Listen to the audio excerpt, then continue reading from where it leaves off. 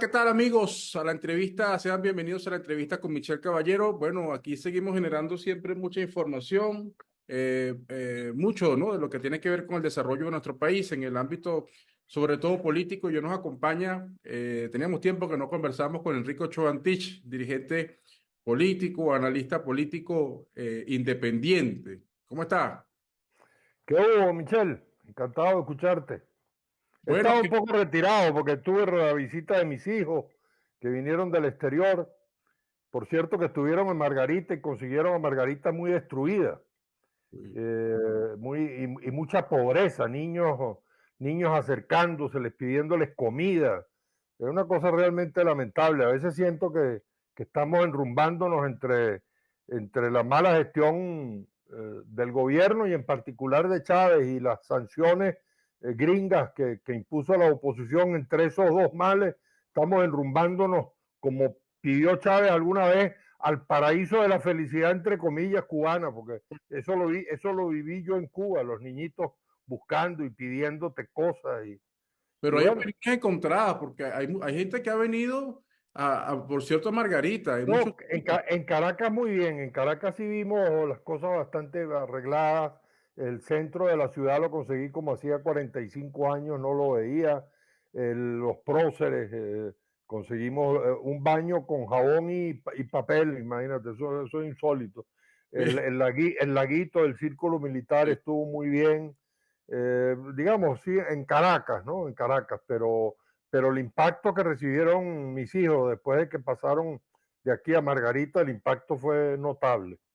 Y Bueno, muy poco turismo, cero turismo. Es la tragedia a la que creo yo los dos extremos están conduciendo al país. Lamentablemente tenemos 25 años destruyéndonos mutuamente y destruyendo el país, que al final de cuentas es la gente, porque como decía la primera, la patria es el hombre. La patria no es esa retórica y la corona de flores que le llevan al panteón. Antes se la llevaba el puntofijismo, ahora se la lleva el chavismo. La patria no es ese bronce que está en la Plaza Bolívar, la patria es la gente. Esos niñitos que persiguieron a mis hijos pidiéndole comida, esa es la patria que está pasando hambre. Entonces, bueno, bueno, es una tragedia nacional, pero bueno, bueno, vamos a ver. queríamos conversar con usted porque hay muchos temas. Luego del 28 de julio, bueno, esto que ha venido con la solicitud bueno, de asilo y que ya se ha materializado por el señor Edmundo González, pero que llama mucho y poderosamente la atención que haya sido a pocas horas del propio 28, cuando apenas se dio a conocer ese resultado, ese primer boletín oficial, con resultados irreversibles, pero que haya sido a pocas horas que él se haya resguardado en la embajada del Reino de los Países Bajos y luego salta a la embajada de España. Eso parece ser un hecho para algunos curiosos y para otros grupos políticos no tan inesperado, porque era lo que se había denunciado. ¿Cómo lo ve usted? Pues como tengo que verlo, como un ciudadano que sintió que estaba con cierto peligro. Entiendo que el gobierno se había reunido con él anteriormente y le había dicho con claridad: ahí tenemos un avión para que usted se vaya para el exterior, o si no va a terminar preso. Creo que le ofrecieron las dos alternativas: o irse al exterior o ir a la cárcel. Entiendo que, si te soy honesto, Lo difícil. la información que tengo es que lo visitó el propio González López y le hizo esa oferta formal a Edmundo González. Y bueno, me imagino yo que a partir de ahí él consideró que en vez de caer preso era preferible salir al exterior, Ah, y ya va. samos. Ahora, claro, Pero eso no lo ha dicho él. más allá del tema personal, hay Mm. un tema político de fondo, que es el fracaso de una política, por cierto, un fracaso doble, porque aquí a veces no se ve que fracasan al mismo tiempo las dos políticas, porque el gobierno ha salido también muy abollado de todo este proceso electoral, y entonces al final de cuentas las dos políticas de confrontación, las dos políticas de desafío mutuo, pero por supuesto la oposición en particular, porque se desperdició una oportunidad de cambio que había el 28 de julio. Creo que se dilapidó esa oportunidad de cambio.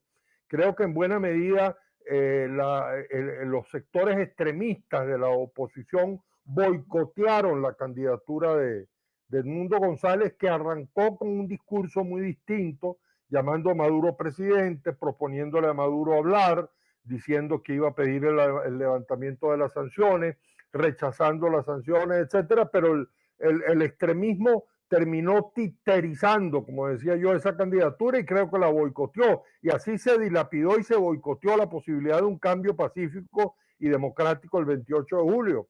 De modo incluso las cartas, que al menos una de las cartas yo la pude leer, que él escribió, no sé si ya desde España o saliendo de aquí para España, el tono en que están redactadas indica un cierto distanciamiento, ¿no? Y el hecho de que haya tomado la decisión, según se sabe, sin haber consultado para nada con los sectores extremistas de la oposición, indica que él tomó distancia y decidió irse al exterior con Pero, una política quizá un poco distinta a la del extremismo, ¿no? pero hay varias cosas para el análisis. Y usted ha dicho algo interesante. Usted ha hecho referencia a una carta que él o se difunde o que difundió a los medios de comunicación o trascendió a los medios, donde usted califica que él se deslinda. Eh, pero ahí está. ¿Usted cree que esta decisión no fue consultada, no fue aprobada por el sector extremista? Según lo que se sabe, no. Según, además, creo que el propio Juan Pablo Guanipa lo confesó, ¿no? Si no lo sabe Juan Pablo Guanipa, quiere decir que la jefatura, porque él pertenece al pequeño grupo de la jefatura extremista de la oposición. Entonces yo entiendo que ese sector no lo sabía. Ahora, es un distanciamiento individual, personal. Edmundo no representa un sector político importante del país, la verdad verdadera es esa. En la oposición, digamos, su peso específico, más allá de haber sido el candidato y de que algunos todavía tienen esa ilusión un poco vana de que va a ser juramentado el 10 de enero, él no tiene un sector político, como tú puedes decir, Manuel Rosales representa un sector político dentro de la oposición, formal, estructurado, un partido, un sector que lo sigue a él. Bueno, creo que Edmundo González no, su deslinde es un deslinde, vamos a decir, más personal, más individual. Él terminó metido en este zaperoco, él era una candidatura tapa y terminó metido en este zaperoco pensando quizás un poco ilusamente de que a través de esa política de confrontación con el gobierno se iba a lograr torcerle el brazo al gobierno. Pero este es un gobierno que no tiene, digamos, los parámetros democráticos que otros tenemos. Ellos tienen una visión revolucionaria. Los que gobiernan a Venezuela tienen una visión revolucionaria. Si quieres podemos poner el concepto entre comillas. Pero es la idea de que, lamentablemente, por cierto, violentando la constitución esa de la República Bolivariana que llaman, esa constitución está el chavismo, el chavismo madurismo, el gobierno, y ojalá que el PSV lo comprenda. Yo les hago un llamado a ellos a que lo comprendan, a que se den cuenta de que la forma en que están actuando viola permanentemente la Constitución. Cuando se ponen todos los poderes públicos al servicio de un partido, cuando se pone la administración pública al servicio de un partido, cuando se partidizan las Fuerzas Armadas, cuando se convierte en un culto patriótico a Chávez y se baja a Bolívar al muy bajo nivel de Chávez, se desciende a Bolívar al bajo nivel de Chávez y se convierte en un culto nacional. Bueno, todo eso es inconstitucional, nada de eso está establecido en la Constitución. Entonces, como te digo, es una gran tragedia nacional, pero Pero, así veo yo las cosas, ¿no? pero le pregunto, ¿usted cree que finalmente Edmundo se dejó seducir por el sector extremista? Él no era autónomo y no tenía una, digamos, una posición autónoma, o digamos, porque usted ha dicho, por ejemplo, que el sector extremista boicoteó la candidatura de Edmundo. Es decir, ¿usted cree que Sí, él boicoteó en términos objetivos. Seguramente ellos creían que se la estaban comiendo, pero en términos objetivos, al final de cuentas, objetivamente terminó boicoteando la candidatura. Yo, como tú sabes, respaldé cuando Edmundo llegó a Venezuela y dijo lo que dijo, y dijo, presidente Maduro, lo que uno nunca le ha escuchado decir a ninguno de los extremistas de la oposición, que lo que le dicen es dictador a Maduro, etcétera.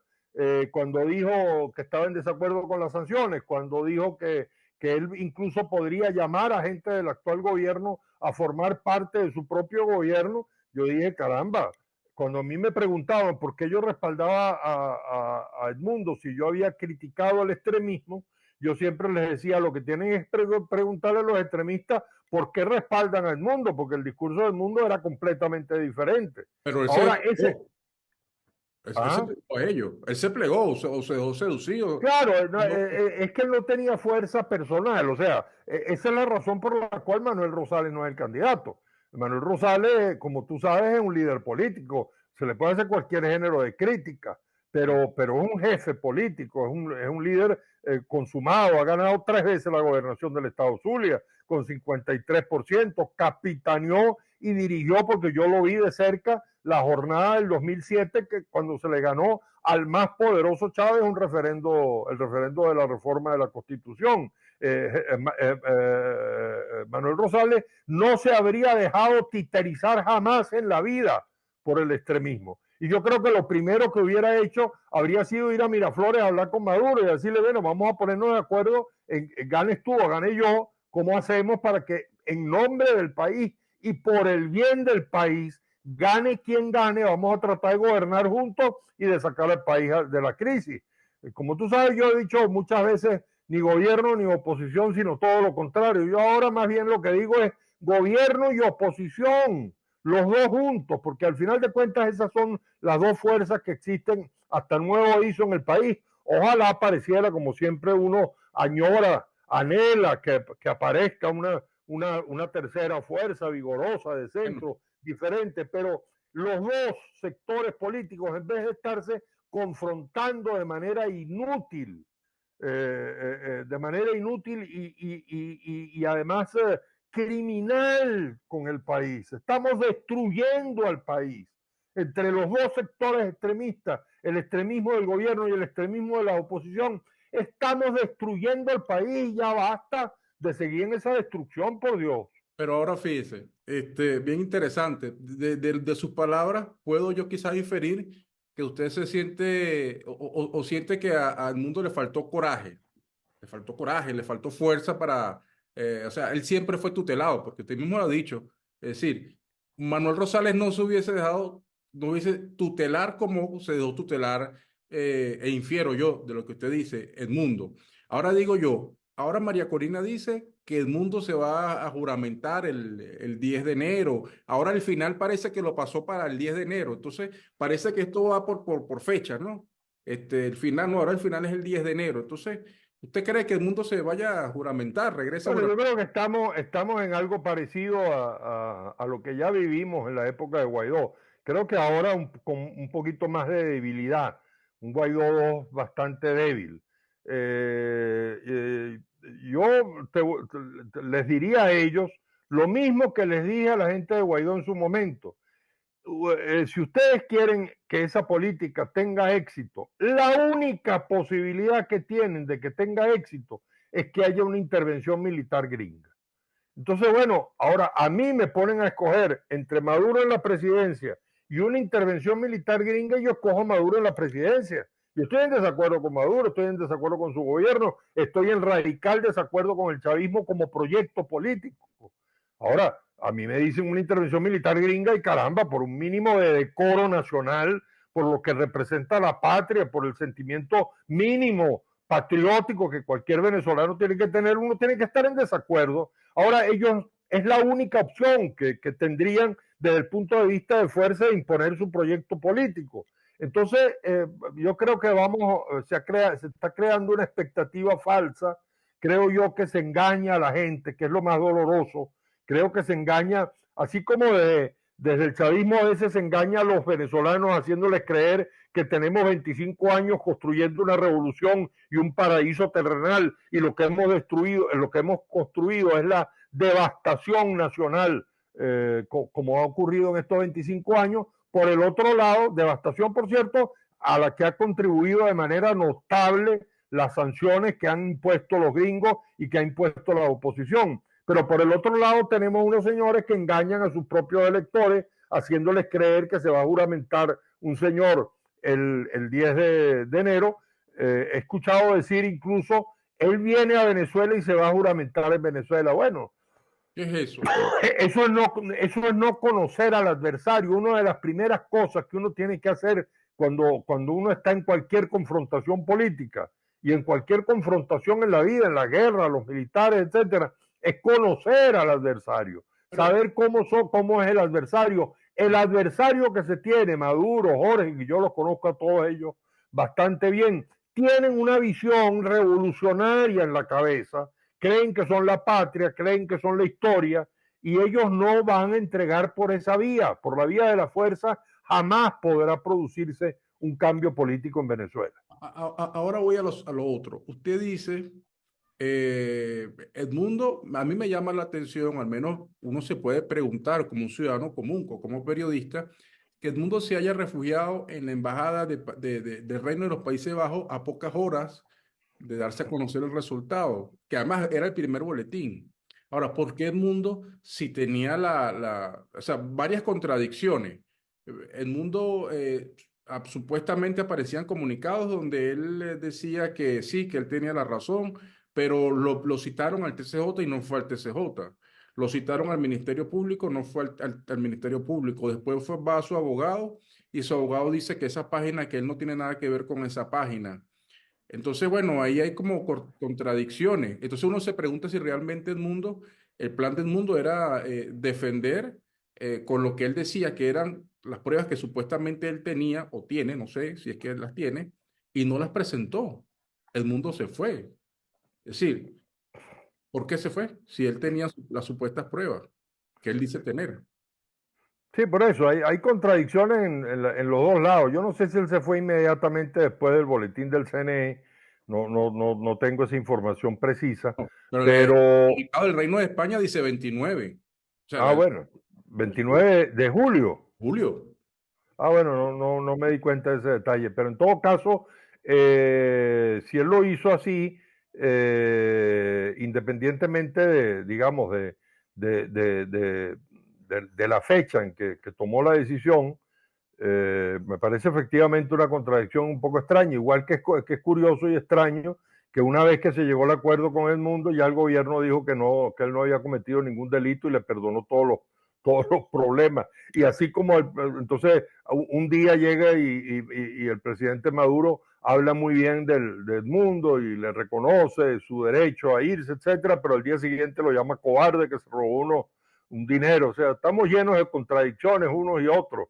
Eso es lo que te digo. Yo creo que en buena medida los dos sectores confrontados están jugando con el país y lamentablemente no se dan cuenta que están jugando con la vida de los venezolanos, con un 30% de infancia desnutrida que hay en el país, con unos venezolanos que a mí me cortan aquí en Caracas, que somos unos privilegiados, me cortan el agua cada tanto, me cortan la luz cada tanto. Entonces, oye, no puede ser que ni unos ni otros nos demos cuenta de la destrucción del país que estamos logrando. Entonces, más que la fecha, más que estar atentos a qué fue lo que pasó con el mundo es un personaje que apareció en la vida política venezolana, que es una especie de circunstancia pues pasajera en la vida política venezolana y bueno, ya está en España y yo Ahora, no sé qué irán a hacer ahora en la oposición con esa figura, ¿no? bueno, fíjese, en esta narrativa se ha dado a conocer recientemente, se ha develado un plan violento, ¿no? Y hay sectores que lo han intentado banalizar. Sin embargo, uno ha visto declaraciones públicas que ha hecho el señor Simonovich. Uno se mete en las redes y basta ver lo que pasa, lo que colocan algunas personas allá en Miami, ¿no? ¿Qué opina usted de eso, no? Hay unos detenidos acá.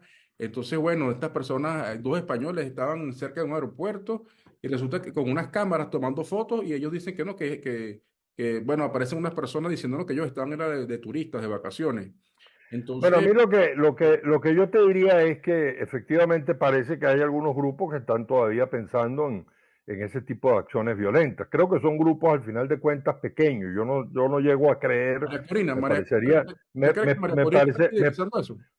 mira, no estoy al cabo de saberlo, pero yo me niego a creer que el propio gobierno de Estados Unidos esté promoviendo algo como eso. Si el gobierno de Estados Unidos intenta algo en Venezuela, vamos a ver 500 aviones pasando por encima aquí de Caracas, ¿no? Entonces veremos qué es lo que pasa, porque una invasión gringa es una cosa muy seria, ¿no? Pero lo hacen a través de Pero, mercenarios. pero, pero por eso no creo yo que sea efectivamente el gobierno de Estados Unidos haciéndolo con unos mercenarios, no creo, ni el gobierno de España tampoco. Pero creo que lo que el gobierno, a mi modo de ver, me gustaría aprovechar tu pregunta para dirigirme al gobierno y decirle qué es lo que va a hacer el gobierno.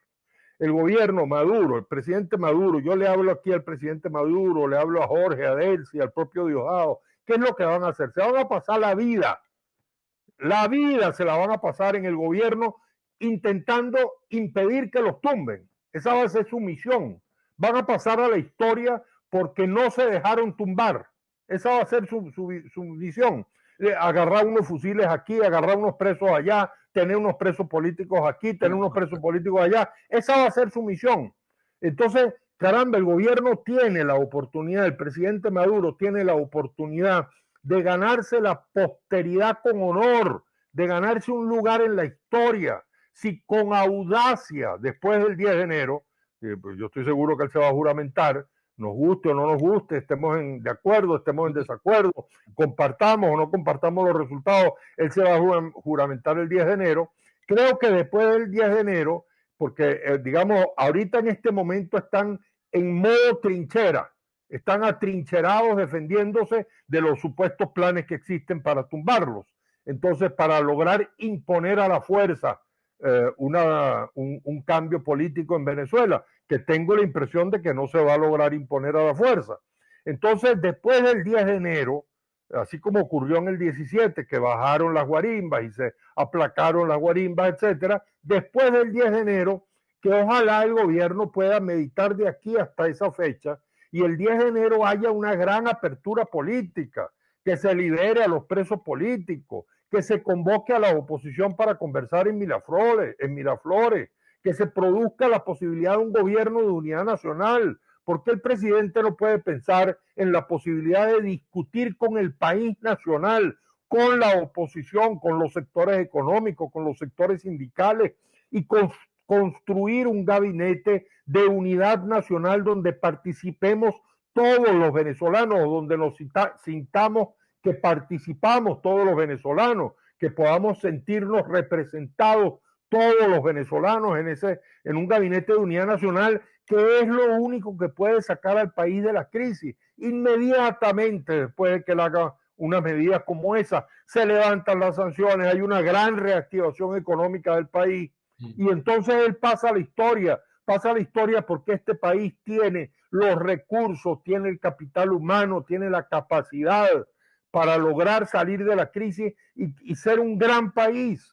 Y él podría pasar a la historia si da ese paso, si se atreve. Yo le diría a Maduro, atrévase a dar un paso de apertura política y de construcción de un futuro distinto a este de estar capturando unos infiltrados aquí, capturando unos infiltrados allá. Eso es muy triste, eso es muy triste.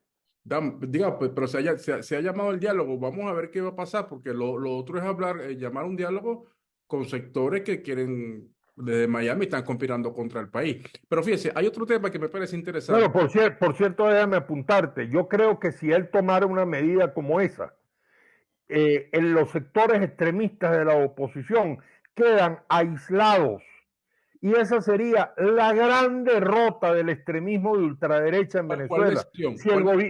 Si el gobierno quiere derrotar de verdad a la ultraderecha en Venezuela, a esa ultraderecha que está vinculada con Vox y con todas esas cosas fantasmagóricas que hay en el mundo, y con Trump y todo lo demás, si quiere derrotar a ese sector, no es confrontándose con ellos y capturando aquí, capturando allá, y persiguiendo aquí, persiguiendo allá, y encarcelando aquí y encarcelando allá, sino haciendo una gran apertura política. Quedarían aislados y derrotados para siempre. Más nunca recordaríamos a esa oposición extremista. habría una nueva oposición democrática, constitucionalista, que buscaría un cambio a través de las vías pacíficas. Ahora, fíjese, ¿qué cree usted que va a pasar en el día de hoy con la realidad, con la realidad política? Bueno, como usted ha dicho, el presidente obtuvo una victoria y el día 10 de enero va a haber, toma posesión para un nuevo periodo presidencial. ¿Qué va a pasar o qué debe pasar, cree usted, con los partidos de la oposición o de esas oposiciones?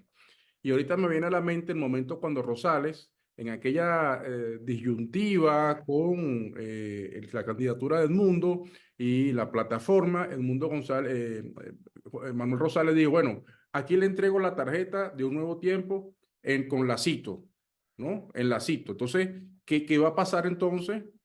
Ahora, eso significa que la plataforma, la llamada plataforma unitaria quedó derrotada, deben hacer una nueva instancia, porque a eso le cambian nombre, eso era la Coordinadora Democrática, la MUT, ahora es la plataforma. Entonces, ¿qué debe pasar en el seno de la oposición? ¿Y qué va a pasar con los partidos tradicionales con posiciones más moderadas como la de Manuel Rosales?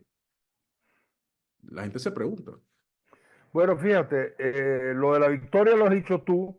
Yo sí creo que ha habido una victoria de hecho y es una victoria política que se va a consumar el 10 de enero.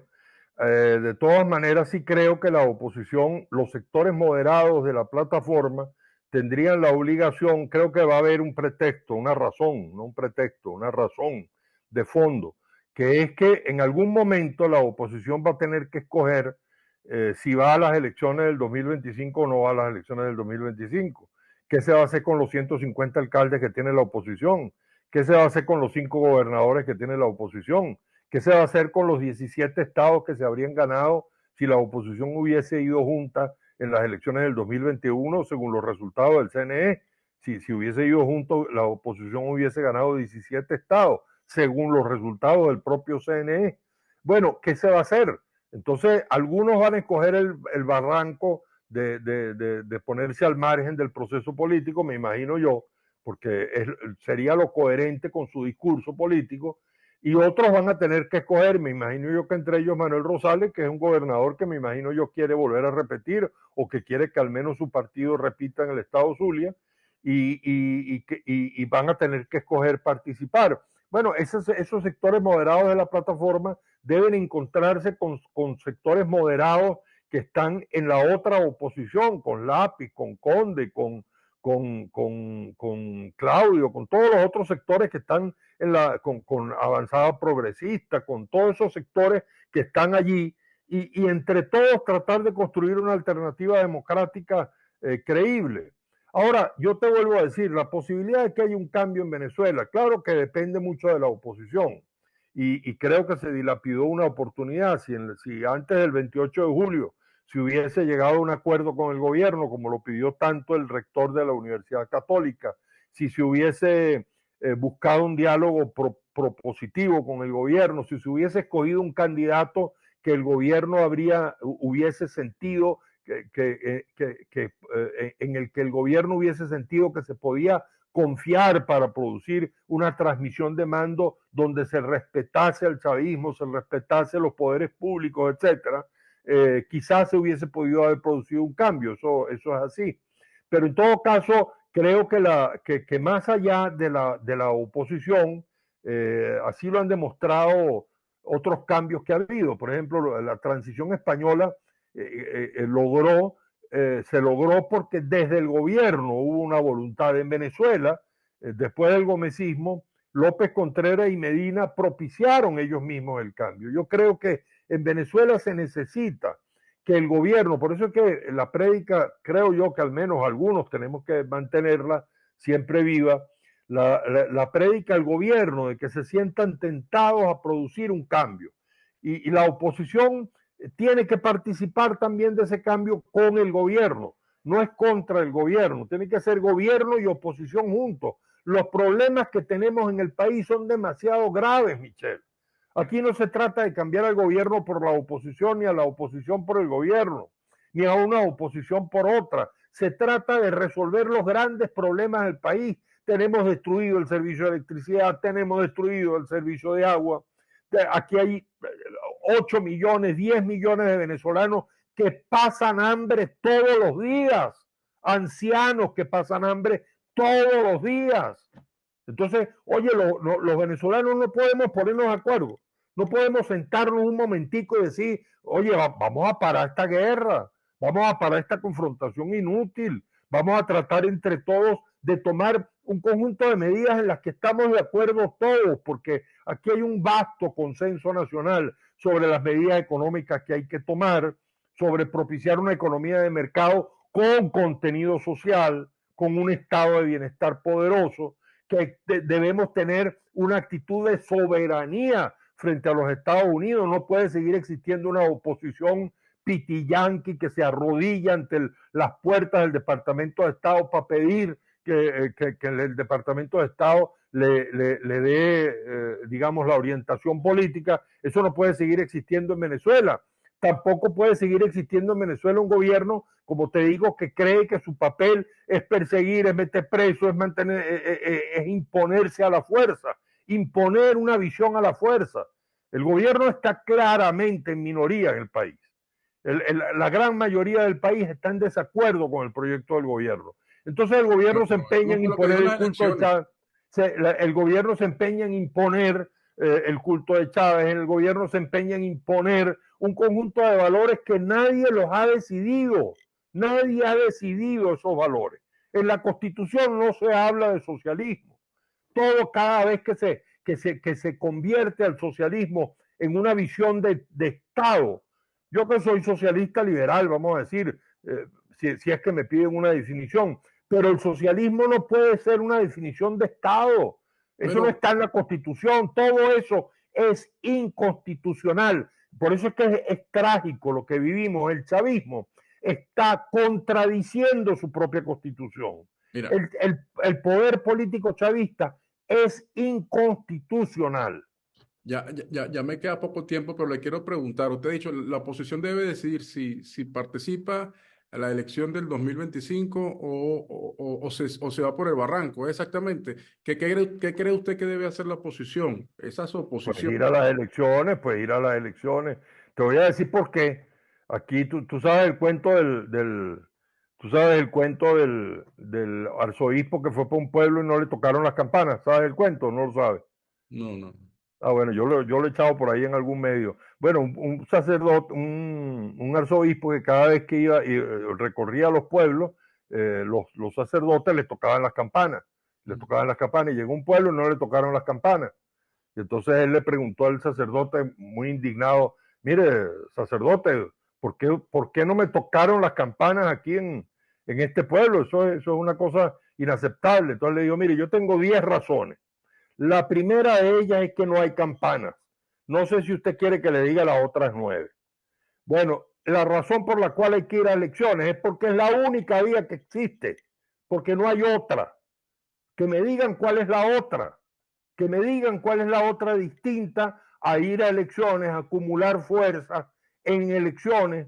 ¿Usted cree que con Rosales todas vaya? las dificultades. ¿Usted cree que Rosales vaya? Yo creo que Rosales va a ir a las elecciones. Y yo creo que Rosales todavía tiene un papel muy significativo que jugar dentro de la oposición. ¿Y usted cree que le va a entregar la tarjeta? ¿Le va a entregar la tarjeta otra vez al extremismo, a María Corina, para que decida quiénes son los candidatos?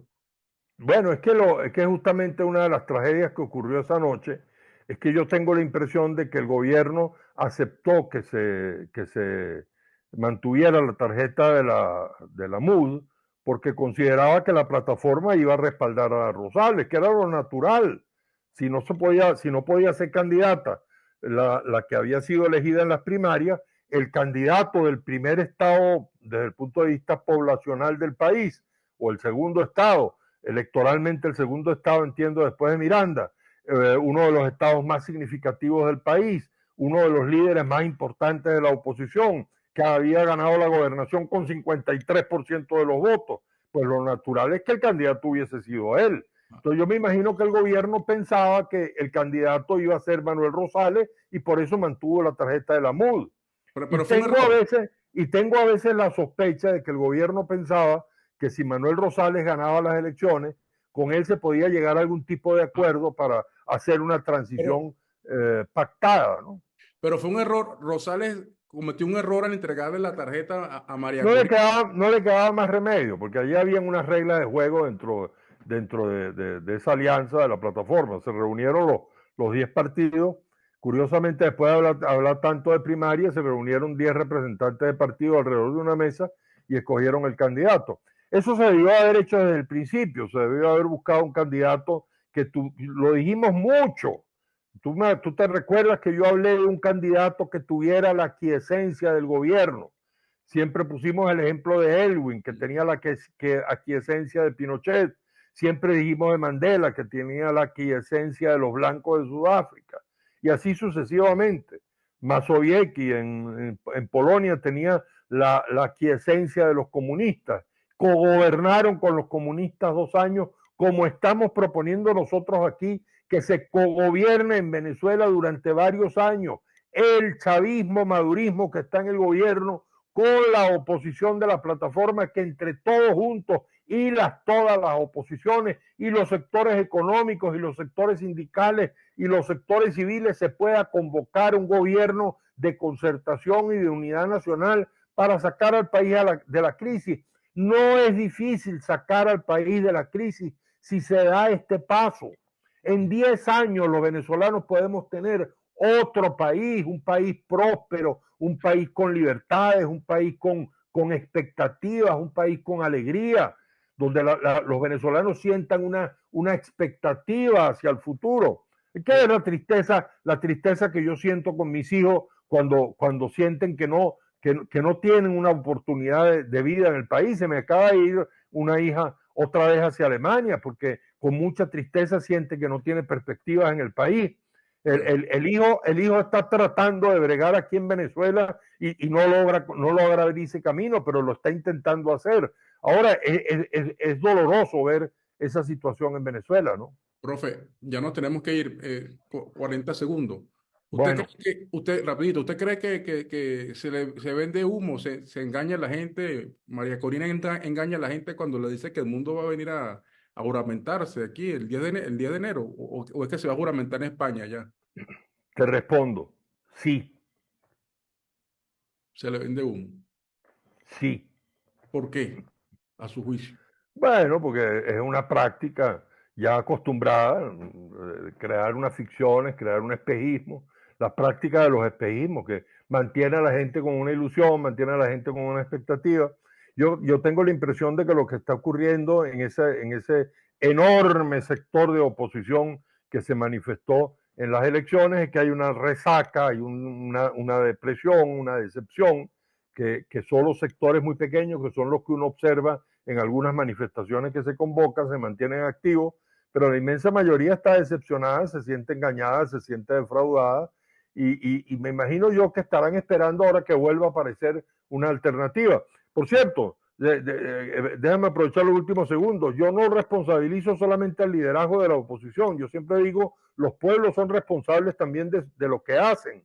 Así como creo yo que el pueblo se equivocó escogiendo a Chávez y se destruyó el país, creo que el pueblo se equivocó en la política que escogió con las primarias. Esos 2 millones que dicen que votaron se equivocaron y tienen que asumir una responsabilidad.